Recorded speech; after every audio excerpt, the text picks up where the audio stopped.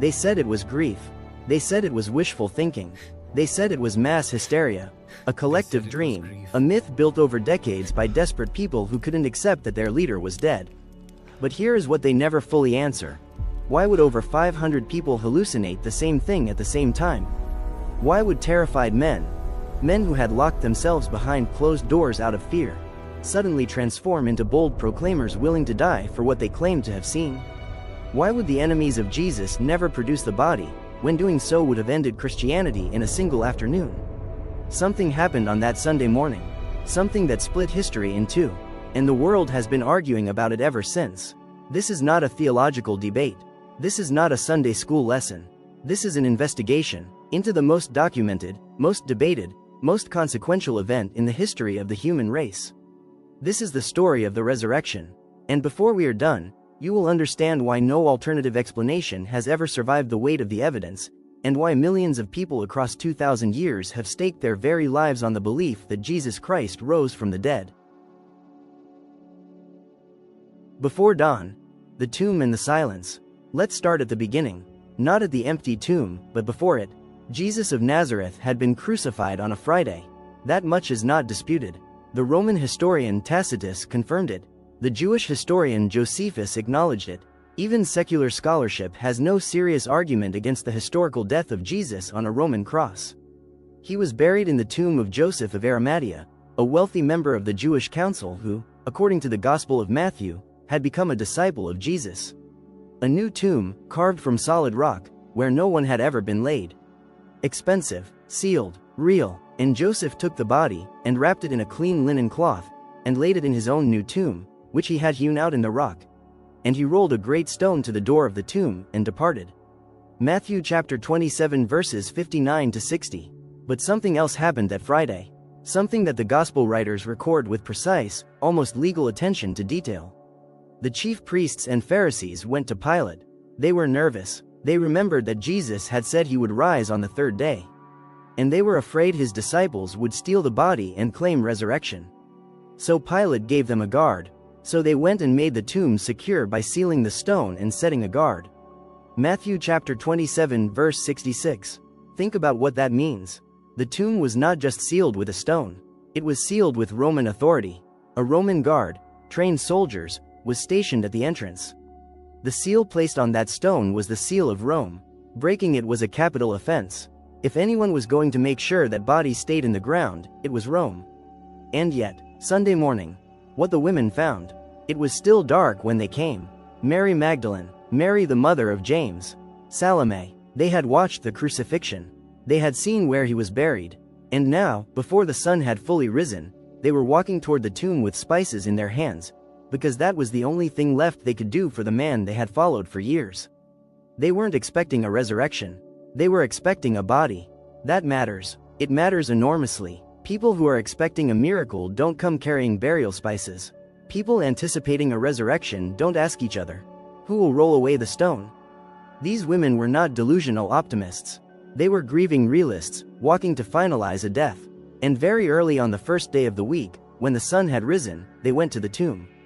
And they were saying to one another, who will roll away the stone for us from the entrance of the tomb? Mark 16 verse 2 to 3. And then they looked up. The stone was already rolled away. Not to the side, rolled away. The word used in Mark's gospel suggests it had been moved back, at a distance. Not pushed aside, moved away from the entrance entirely.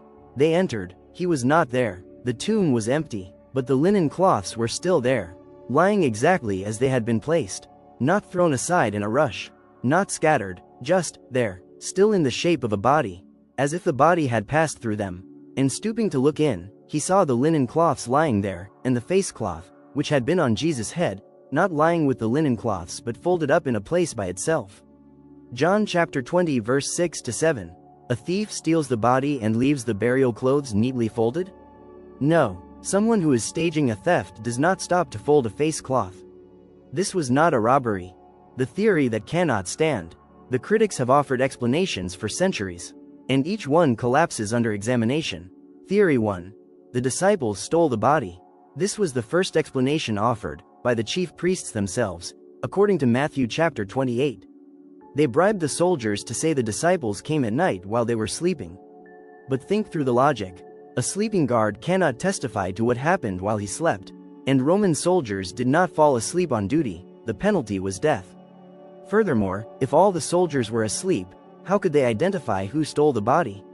And why would the Jewish authorities need to bribe soldiers to spread a story they claimed was obvious truth?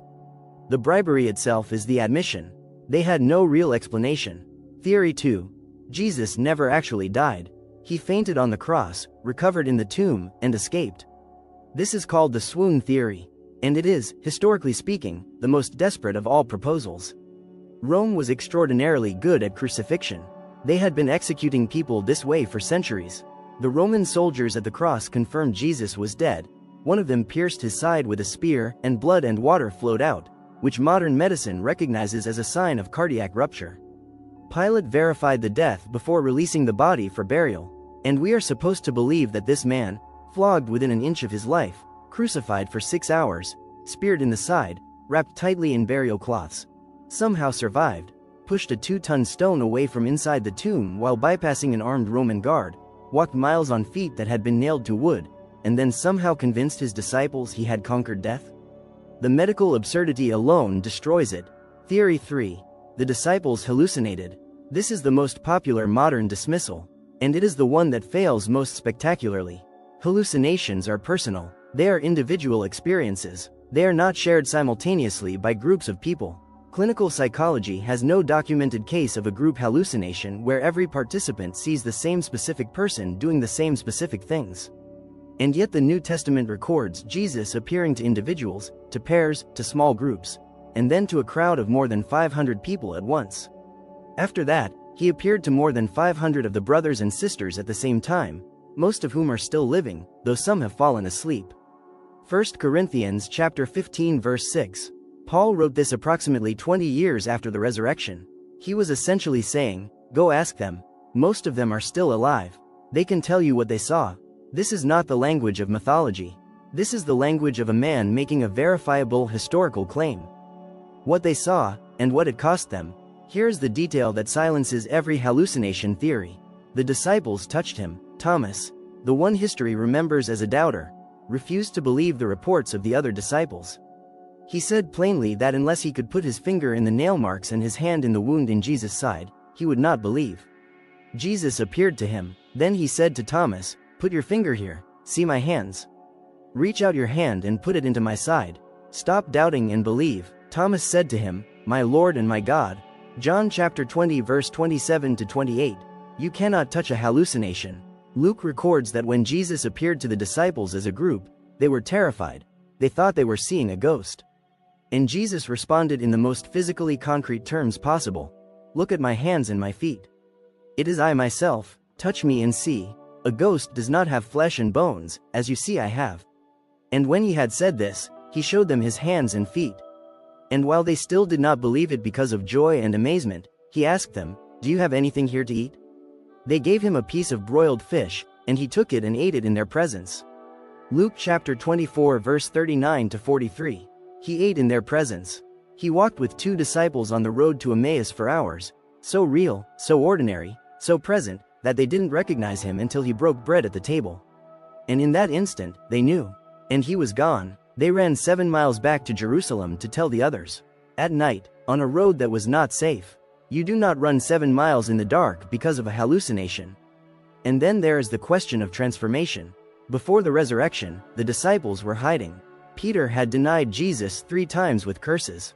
John was the only male disciple who had stood at the cross. The rest had fled. They were frightened, leaderless, devastated men who had staked everything on a man who was now dead.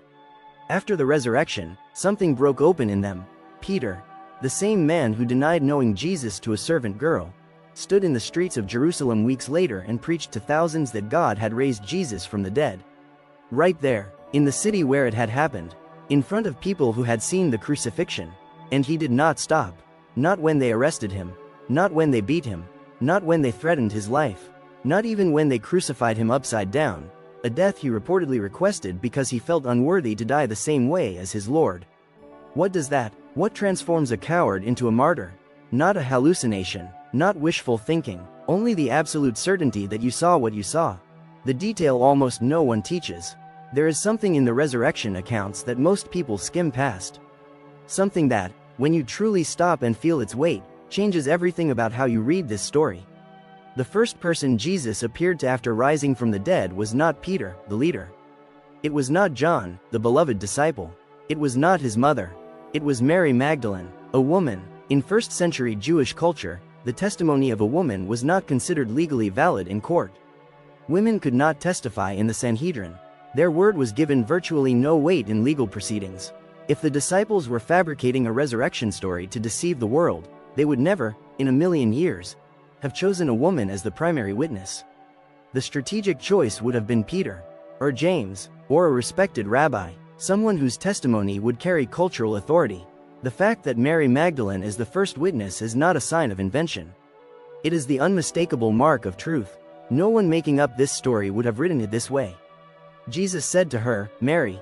She turned toward him and cried out in Aramaic, "Rabboni," which means, teacher, John chapter 20 verse 16. She recognized him not by sight. She recognized him by the sound of her name in his mouth. One word, her name, spoken by a voice she would never forget. And all the grief of those 3 days, shattered. This is the moment John preserves with such quiet, devastating precision. No army, no thunder, no angel with a sword, just a woman weeping in a garden, and a man who had conquered death speaking her name like it was the most important word in the world. The enemy witnesses. Here's what critics almost never discuss. The people with the most to lose from the resurrection story, the chief priests, the Pharisees, the Jewish council, the Roman authorities, they had all the resources, all the power, and all the motivation to disprove it. All they had to do was produce the body, one tomb with a corpse inside, and Christianity dies before it begins. They never did it, not because they didn't try. The Jewish authorities interrogated the disciples. They arrested them, they beat them, they commanded them, under pain of imprisonment, to stop speaking in the name of Jesus. And when they had brought them, they set them before the council. And the high priest questioned them, saying, "We strictly charged you not to teach in this name, yet here you have filled Jerusalem with your teaching." Acts chapter 5 verses 27 to 28. Jerusalem, the city where it all happened, the same city where thousands of pilgrims had come for Passover and witnessed the crucifixion. The disciples were preaching the resurrection in the very place where, if it had not happened, it would have been the easiest thing in the world to expose. The silence of the empty tomb was deafening. Even the Jewish historian Josephus, who was not a Christian and had no reason to promote the movement, wrote that Jesus appeared to his followers alive after 3 days. Scholars debate the exact wording of that passage due to later editorial additions. But the historical core acknowledgement is broadly accepted even among secular scholars. The resurrection was not quietly accepted by enemies. It was furiously contested, and yet, no body, no refutation, no explanation that survived scrutiny. Only silence, and the growing, unstoppable spread of a movement whose adherents were willing to die for what they claimed to have witnessed with their own eyes. 8. What Paul understood that changed history. There is one more witness we have not yet examined, and in some ways, he is the most powerful of all. His name was Saul of Tarsus. He was not a disciple. He was not a follower. He was an enemy of the earliest Christians, perhaps their most dangerous enemy. He had stood and approved as Stephen, the first Christian martyr, was stoned to death. He had hunted Christians in their homes, dragged them to prison, and voted for their execution. He was not a man predisposed to see Jesus. He was a man committed to destroying everything Jesus stood for. And then one day, on the road to Damascus, something happened. As he neared Damascus on his journey, suddenly a light from heaven flashed around him. He fell to the ground and heard a voice say to him, "Saul, Saul, why do you persecute me?" Acts 9 verse 3 to 4. He was blinded for 3 days. He did not eat or drink. And when his sight returned, Saul of Tarsus, the man who had made it his mission to silence the name of Jesus, became the most prolific missionary in the history of Christianity. He took the name Paul. He traveled to the ends of the known world. He planted churches in Asia, Greece, and Rome. He wrote letters that became the New Testament. He was shipwrecked, beaten, stoned, imprisoned, and ultimately executed in Rome under Nero. And he never, not once, took it back. You do not destroy your career, your safety, your freedom, your life for a lie you invented. Paul had everything to lose and nothing to gain by fabricating a resurrection. He already had status. He already had power. He already had respect within the Jewish establishment. He gave all of it up, for what he insisted he had seen. For I delivered to you as of first importance what I also received. That Christ died for our sins in accordance with the Scriptures, that he was buried, that he was raised on the third day in accordance with the Scriptures, and that he appeared to Cephas, then to the 12. 1 Corinthians chapter 15 verse 3-5. This is not mythology. This is a creed. Scholars trace this passage to within 5 to 7 years of the crucifixion itself, not generations later, but within living memory of the events it describes. Paul knew the eyewitnesses. He had met Peter. He had met James, the brother of Jesus, a man who did not believe in Jesus during his earthly ministry and became the leader of the Jerusalem church after seeing his risen brother. James watched his brother die, and then he gave his life preaching that his brother was alive. What does that do to a person? What would it take to make you believe that your own sibling had risen from the dead? The weight of it all. We have traveled a long road together through this investigation. We have stood at an empty tomb. We have watched soldiers bribed to lie. We have heard Mary Magdalene's name spoken in a garden. We have felt Thomas's doubt, and his shattering of it.